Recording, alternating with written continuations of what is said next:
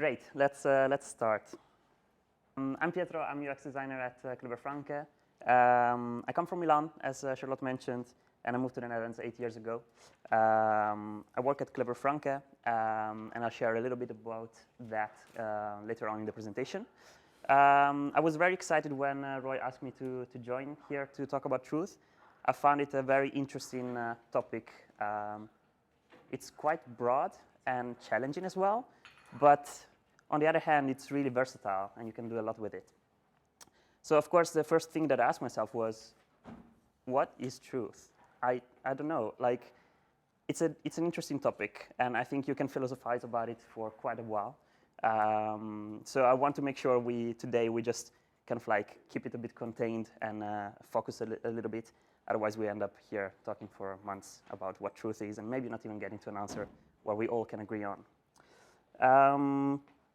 So my perspective, especially related to my role as a designer in the creative industry.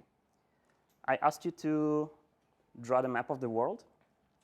Can you show me what you've drawn? Nice. Let's see what I can see with the markers. Yes, yes, yes, yes. Awesome. It's beautiful. Thank you so much for this. It was a nice exercise. Now I'm going to show you what I've drawn. This is my map of the world. And maybe a question is, which one is the truth? Which one is the most true map of the world? I don't know if you've seen each other, what you've drawn. I've seen very different things, some common things. Yeah, so this is my version. Is this less or more true than yours? So is truth maybe subjective? Is it personal? What is truth?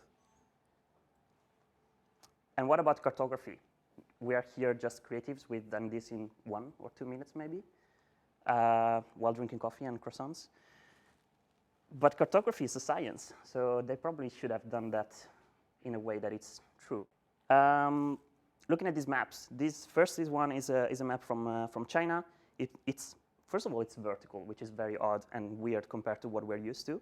But is this less true than the horizontal one? Who says that a map can't be vertical?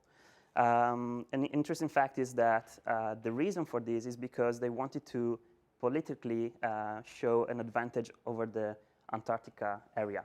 So by placing the map in this position, they show the connection, the strong connection between China, the Arctic, not the Antarctica. So it's way closer to the North Pole compared to the way we look at the world map. In the bottom, we see the global ocean circulation. I find it very interesting because besides being a very odd projection, it's also putting water at the center of the map. Because to some extent, who decided that land is the most important thing about the world? I mean, water is also important. So is this less true? No, I don't think so. And then another one, which is very interesting. It looks like I just rotated the map upside down, but actually, if you look at the topography, it's still correct, or at least readable. And that's because I think there are some people in Australia that started to kind of like revindicate the idea that they are at the south of the world, and they wanted to give a spin to things and just change the map upside down. Yeah, put it back at the top, indeed.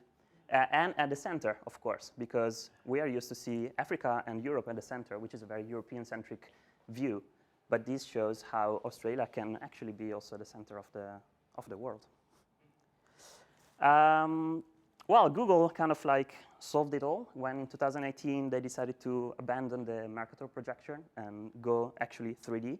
So now in Google Maps, if you go and zoom out as much as you want, you end up with the actual globe of the Earth, which is very fun, and it's something that I find very amazing, how it can still be a performant website, considering the amount of calculations they need to make and the smooth transitions, but I'll not go into that.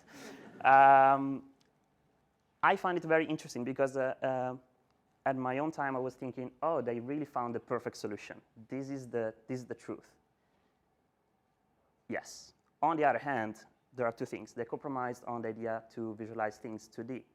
So they went really 3D, which means that they could do it only because it's a digital interactive tool. which means that they simply avoided the problem altogether by going 3D rather than deciding to make a projection that would somehow define where the distortions will be. And it's also about the usage of this map. This is used for navigation purposes and for exploration. It's not used to compare things that are happening to different sides of the world at the same time. And then I also thought, well, who decides that the north is the north? Like, I mean, in this picture that was taken from the moon, you can see that actually the north is kind of like at east, the south is at west. So it's like, why is north north?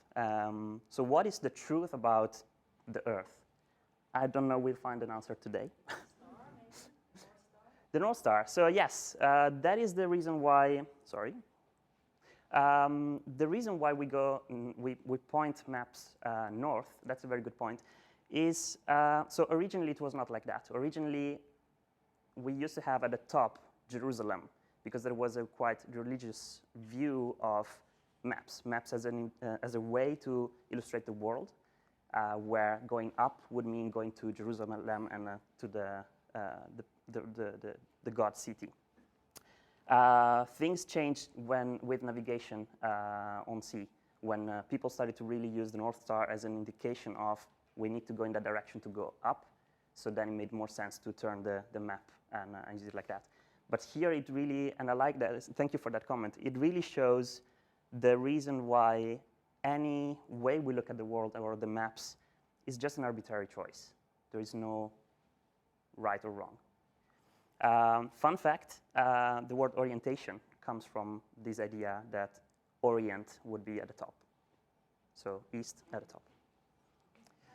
Fun fact that I discovered yesterday. I'm sharing it here as if I know it everything, but no, just a fun fact from yesterday. So eventually, maybe the one true thing about truth is that there's not one single truth. There are many different truths. Yeah, because indeed, why should north be up and not somewhere else? And maybe two things can be true at the same time. What do you see here? Maybe you all already know this example. A duck? Or a bunny? Yeah, so this is used, it's a typical example of different perceptions. But yeah, you're both right, and maybe you're both wrong. Maybe some people see something else. Like, maybe some people would just say, no, that's just a drawing. It's neither of the two things. So again, everything seems to be just a subjective perception of reality.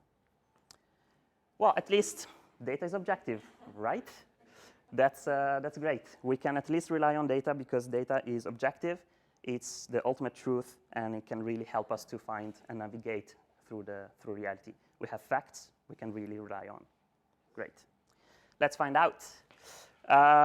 This was an article from Bloomberg about how, looking at data, you can see that men in the US are earning less and less over the past 40 years. So they've done that with a beautiful chart. Beautiful. But essentially a great chart because it illustrates in a single image what their point is, which is we see that across different age groups, the salary is going down over time. That's great. However, if we start to look at the real data that it's a bit behind it, we start to see that if we plot every data point over many years, we see that the line is not as smooth as just simply going down. There are a lot more ups and downs. And maybe in some specific age groups, there is even some age groups that overlap the other one. So this seems like the reality and the truth is a bit more detailed than the first chart maybe pretended to say or managed to tell us. And then, well, the difference here is that if we put the same data but plotted with 0 at the base, so showing the difference again, here the chart starts at $32,000. But if we put it at 0, which, I mean, some people might still earn 0 money, which is not great, but it might happen, you see that all of a sudden the same image is a lot less dramatic. And then the same image, if we would pick only the first and the last data point, like in the very first image, we see that it's even more flat. It's a lot less interesting. But it's still true. It still goes down. So technically, they're right. But what if we look even further back in time? All of a sudden, we see that if we would start from 1947, we see that there is actually a very big rise until the moment of 1972. So somebody in this article decided to just look at the past 40 years. They were right. Looking at the past 40 years, they didn't say something wrong.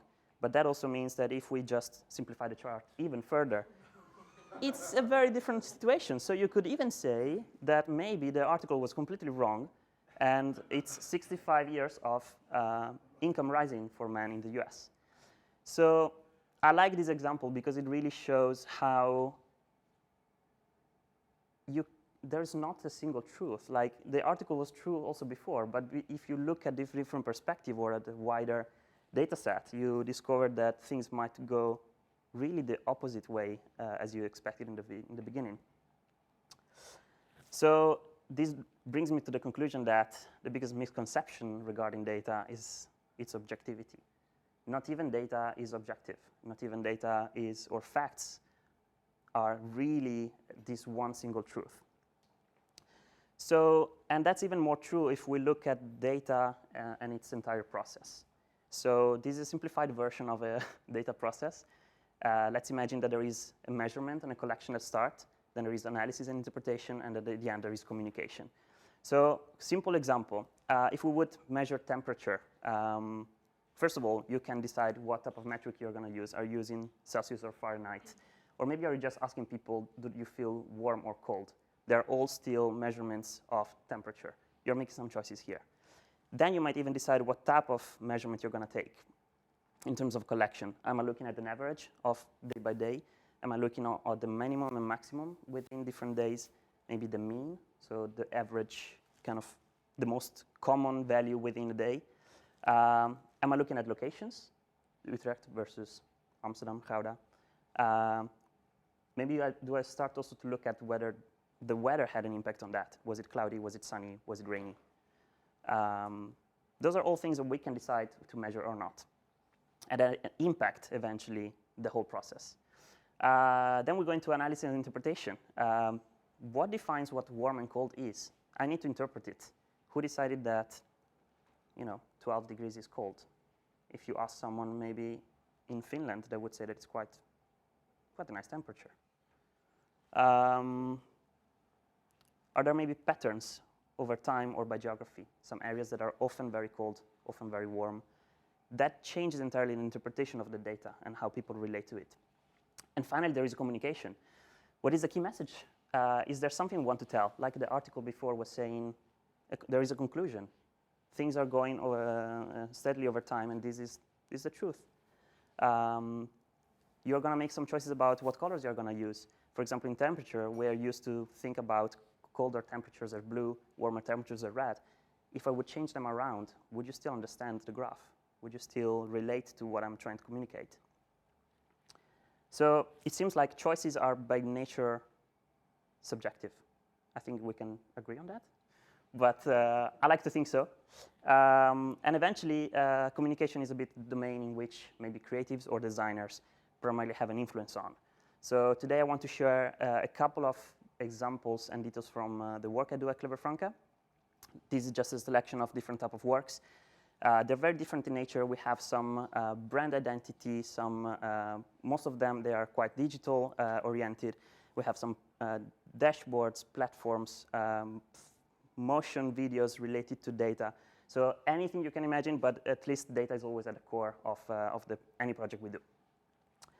So I'm going to share 3 projects. I'll try to be quick, and then if you have questions, you can ask me later on.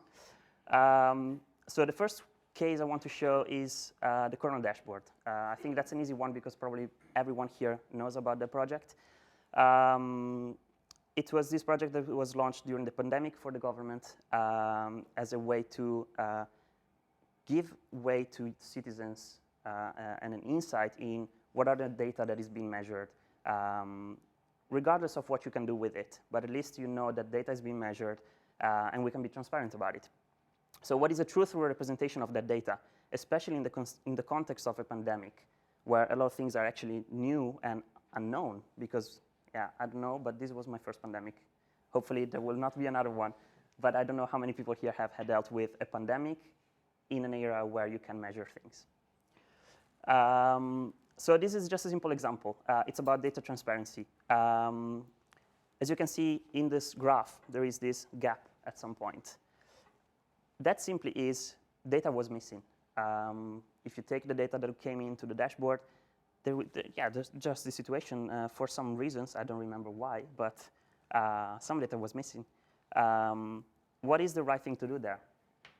Some people might even just say, oh, it's just one day, who cares? Let's just continue the line. Well, of course, you can't do that because it's also, besides not being ethical, it's a governmental website and platform. So it needs to be as transparent and reliable and trustworthy as possible. So you have two options in this case. I think by default, the chart library would draw this example at the bottom. So simply the line would go to 0 and then continue. Well, maybe technically it's correct because there is no data, so just go down.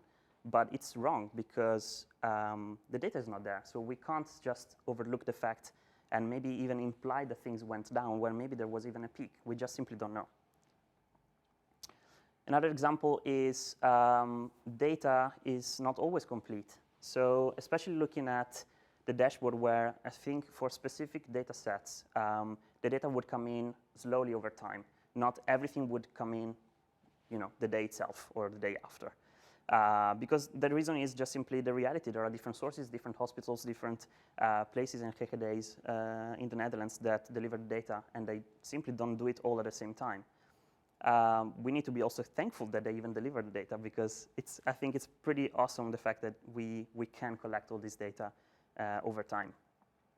But we need to be transparent. So the options here were pretty much, do we show data that is incomplete at all? It would prevent people from drawing wrong conclusions because, of course, incomplete data means that the bars go down. They're not complete, so every day they might go up and up. But not showing the data at all is also a bit weird, especially if you have maybe a gap of 2 weeks, where in the pandemic, 2 weeks really made a difference. So the decision here was really to still show the data, even when it's incomplete, but at least make very sure that people understand that. So that, of course, in the legend, we also highlighted that type of thing. And when you would hover over the chart with the tooltip, it would literally say incomplete to prevent people to draw wrong conclusions. A small thing, I think context is essential. When we're looking at data, but in general, things that might be or feel a bit abstract, you do need some context to understand the reason behind why things look a certain way. That was the same also with maps. Again, why is North at the top? There is a reason. If you know that, it helps. Or why is Australia in the center? There is a reason. It makes sense for them. That's enough. That helps to understand a bit the truth. So here in this case, over time, we started to release this feature that allowed to plot specific events over the timeline. So that, for example, if you would have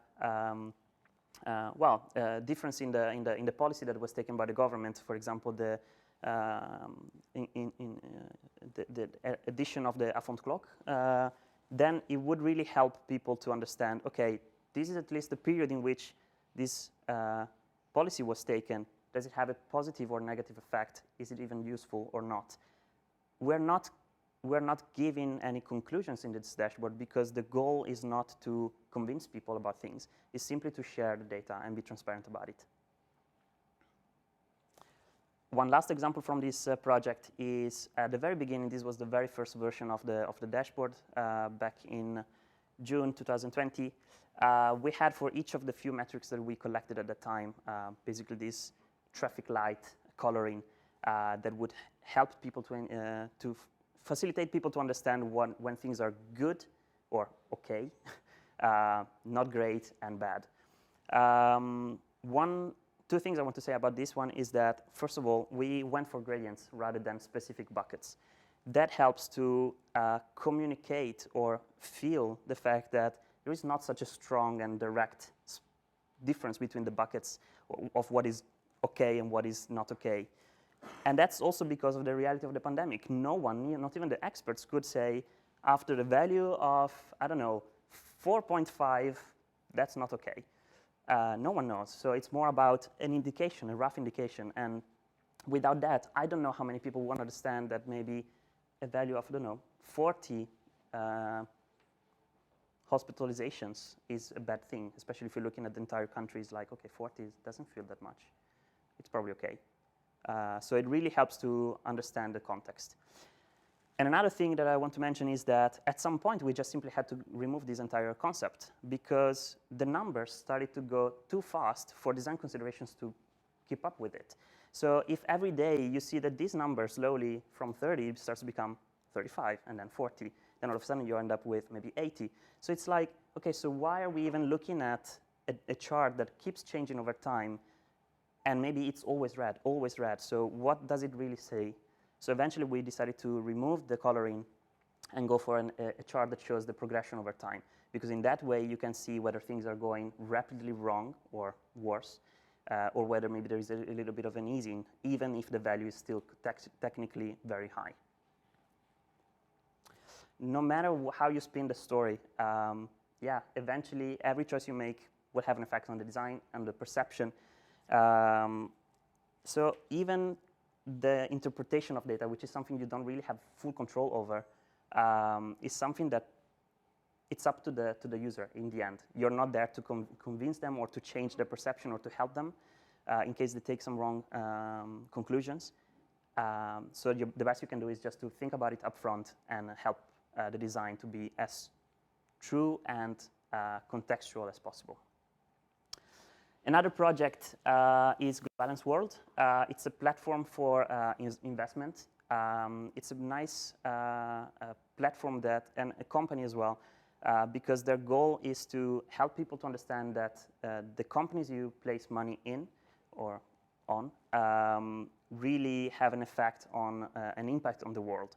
So for example, looking at the global warming.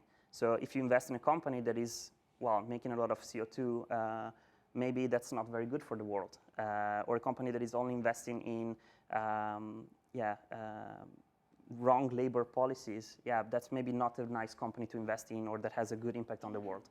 So this was a tool to help people with a lot of money to understand that and to maybe also influence the way they invest in companies and which companies to better invest in. I want to talk about this one for a specific detail of the design, so I'll not go into the details of the entire design. This is the platform in different screens. But the detail I want to talk about is this visualization. This is a graph that we call Pebble graph.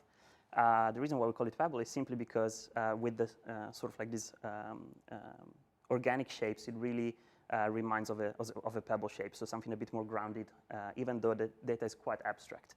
It's technically a radar graph, so you basically plot the data from starting from 0 to 100 across different axes. What is interesting about this one is that, of course, you can plot the data for each of these axes from 0 to 100. And then we can also color the shape itself to help people to understand whether the overall score, is it bad or is it good? Simply meaning, in poor words, that a company that is red, maybe it's not something that is doing really good for the world. It's probably not doing great or being very ethical maybe. And a green one is something that, as an investor, you should feel proud to invest in, especially if you have, I don't know, millions of euros to invest. So the coloring already helps to give a sense or an indication of good and bad.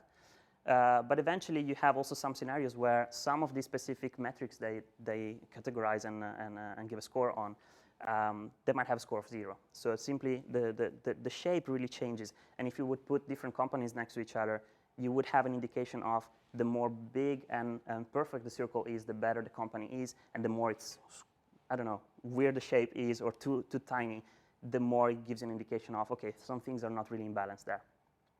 There is an edge case, though. We're now looking at the 0 value, but I wanted to talk about the difference between 0 and null. I don't know if everyone knows that difference. It's very nerdy thingy, so I'll be very quick. But I thought, okay, let's look it up on Google, because at least they will have a simple definition that everyone can understand. Well, the truth is Google says literally, from a literary perspective, null means 0. Well, I'm sorry, Google, but no. That's not true, because technically null means not available. We don't have the data. It's a bit like in the corner dashboard, the example I showed before. Yeah, there is no data, so the data could either be very high or very, very little. We simply don't know. So saying that it's the same as 0 is not true. I thought about a good example. If you would go on Rotten Tomatoes and you would see 2 movies. This is a movie with a 0 score, and this is a movie with a not available score. I'm wondering, which movie would you rather watch? I go for the unknown score. Sorry? I go for the unknown score. Yeah. You've got the best chance of amusing yourself. Indeed, yeah. Any other different opinion? I can imagine maybe people really want to go for the 0 because it's like, well, I want to see how bad that is. Right? People did go to the 0, and the other one probably didn't even go. Exactly. So indeed, so that's a small additional context. Here you know how many people have reviewed the movie. Simply here we don't have any reviews, so we don't know. It could be even worse than this one, but who knows? What I like about this example is that it really shows that even though the result might be the same, you decide not to watch either of the movies. You might still, you're making different considerations, and that's what is important. So going back to the example of the Pebble visualization, how would we visualize a score that it's not available? Because that might still happen in the data set. If we would go back to the center, it would imply there is a 0. So that would distort the perception of the data. Eventually, what we decided to do is to simply skip the existence of that axis. We could have also removed the axis altogether, but which was still technically a fair enough option. But when you're trying to compare different shapes to each other, knowing that the top is always the same value, you can actually compare more easily. Another thing we've done here is we skip it, so the curve simply goes over it as if that value didn't exist. But we still show the fact that that value is not there, and we highlight when there is an actual value. So when you're really going into the analysis of the data, this is an approximation, but it's fine to do that because we are explaining what happens and why. Things can go even more extreme. I don't think this happens very often in the data set, gladly. But it might happen that you have only 2 points or 1. And how do you draw a shape that we need to have an area? Like, that was the entire concept of a pebble. You can't have a pebble if you have only 1 point. And so I think this is a nice example of how we worked around it. So we made sure that from a coding perspective, when we drew this with these shapes, data-driven shapes, we would know that if too many nulls are happening on one side of the circle, we would consider some of them as if they were 0s, so that it would allow us to draw a shape, because otherwise you would have simply a line here, which of course no one can understand what the line means if you don't have the context of the shape. It's an approximation. It might be technically a little bit incorrect, but if you compare the different pebbles next to each other, at least here you can see how things are clearly moving only to one side, so it feels disbalanced, and that helps to maybe figure out, okay, I want to check out that pebble more, see the details, and understand what is missing and what is not. So the takeaway is that staying true to the data means to adapt the design. Things might go unexpectedly. You just need to cater for them. It's actually quite, I think this is maybe the most fascinating thing I find about data-driven design, that you can come up with a nice idea, but eventually it's really about finding out what are the details that don't work and that you need to adapt for. So you need to also adjust and make choices accordingly, knowing that there are consequences, and just be okay with it. The last case I want to talk to you about is a project I'm really proud of, because we just literally finished it. It went live last week, and it's about creating empathy on complex research findings. So this is a bit of an overview of a few screens from the project. In a nutshell, I'll try to keep it simple because, of course, complex data means also complex explanation sometimes. But there has been a research done, a 2-year research done in Africa about how climate change is impacting the way people move and migrate across Africa. Meaning, to keep it simple, that if there is a flood, people will need to migrate from their region. If there is the sea level rise, people will need to move. If there is a drought, people will need to move. And not only from a negative perspective, because there is also, okay, maybe this area is actually becoming more livable, or cities become more important. So a lot of people are moving from rural areas to cities. That's not a bad thing per se. It's just a expected reality for, in the coming 30 years. So the whole goal of the platform is to bring light to these facts, supported by data, and to help basically politics in Africa to make decisions, to adapt more quickly and better to reality. So for example, if a city is expected to welcome, I don't know, millions of new people within 30 years, maybe they better start to work on their infrastructure.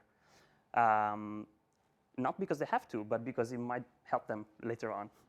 And the project was for the COP27, so the climate change conference that is finishing today in Sharm el-Sheikh. So that was the trigger for me was, what if the truth is too complex? Like, I managed now to keep it simple, but eventually the data that supports it is quite extensive. So what is it if it's too difficult to comprehend? This is an example, I don't know if you can see it well from the screen, but it's a map of Africa showing the most emblematic data set of the entire research, which shows in very small squares, because the data is very detailed and precise. In red, millions of people that are living a place, expected to live a place, and in green, millions of people expected to come to a new place. So it gives you a rough idea of which areas are going to become more or less populated compared to now. It's quite a lot to tell if you start your story like this. It's quite complex. So what we've done is change things around. We abstracted the data set. We removed a lot of things that were maybe not necessary to start. And we've done that with this aesthetically. I really like these maps. I don't know about you, but I really like them. So it's a nice visualization because, for example, here we decided to just focus on people that are leaving an area. So we're not showing also the other bubbles in a different color, because already you will start to need to look at two things at the same time. We can put a single number rather than two numbers, so people can more easily access it. We also have a layer of drought, just to give a bit of an indication of maybe this is the reason why they're moving. We don't know, but at least drought in this area will be quite big. And we're not showing the full Africa, because Africa as a continent is quite abstract. How many people do relate to Africa as a whole? But if you talk about a specific area where people actually live, and you can show how many people are living there. So here it's missing the legend, but the size of the bubble means how many people living in that area are actually going to go away from there. And we've done this to help the progressive disclosure of the entire tool. So these maps are the first data visualizations you see on the tool, because they work as a small snippet of the research, as an interesting entry point, so people get hopefully interested about the data and they want to explore more. They go deeper in and they see, among others, this type of visualizations, so more abstract, a bit more complex, but they have already a bit of context about how to read it and what to expect. And the last step in the entire experience is a portal where they can have the full freedom to explore the data at their own will. So you have also some filters. It's really like a tool, power tool, let's say. The question is this true? Yes, it is. Is this the whole truth? No. But it does help people to get to the truth. This is an example of how detailed the data can get when you go into it fully, which of course would be, I don't know how many people would really feel interested in exploring this data if that's the first thing they see. This is an overview of the different visuals we created for this project. I put this in here simply because it was important for us to also keep the connection with the real people. So throughout the dashboard, throughout the platform, you see a lot of these real photography. We had people going there reporting and taking pictures of people that were interviewed within this research to tell a bit their story. So what you see is literally the faces of the people that are visualized in the data. The data is different sort of types, and then we have also the maps. And that brought me also to my last conclusion is that truth is meaningless if you can't really understand it. If truth is too complex, what's the point of it? So it needs to be simplified many times. Sometimes maybe it needs to be even abstracted even further in order to become tangible and to have an impact on us or other realities. And so eventually, as a designer, I think it's our responsibility as creatives to define what the truth is that we're going to tell and how. Because every choice we're going to make will have an impact. We just need to be aware of it and just go for it. I think that's a fun challenge of our job. And that's it.